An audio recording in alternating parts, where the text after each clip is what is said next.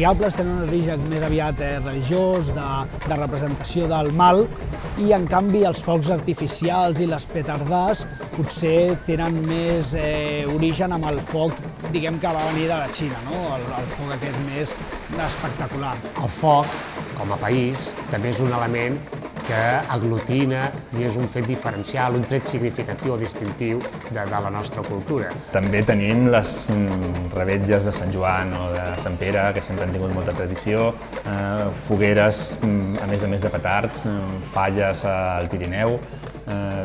No era una cosa aliena que ens havíem inventat, sinó que era una cosa nostra que estàvem recuperant. Quan jo estava fent de diable, estava formant part d'una tradició, estava jugant un element que molta gent abans hi havia fet i molta altra gent feia d'altres maneres, sigui amb gegants, sigui amb dracs, és igual, és a dir, gent que estem participant de la festa tradicional. No? La festa sense la música no és res. La música és el que pot fer variar l'estat d'ànim d'una persona en un moment.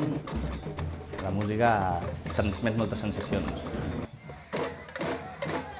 La cultura del foc també que simbolitza això, no? De cremar lo vell, cremar lo antic. També el sentit purificador del foc, vol dir que tots els moments de canvi, doncs el foc s'entén com un element que neteja, que purifica.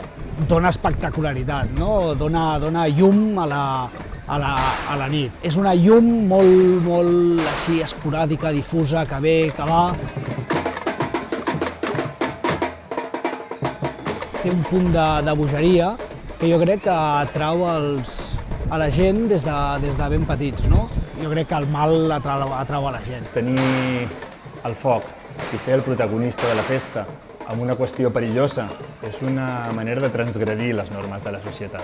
És aquesta sensació del risc, és aquesta sensació de com jugar amb un element com és el risc, no? El foc és algo perillós, algo que has d'anar amb compte i llavors, clar, nosaltres estem jugant amb foc. O sigui, és emocionant.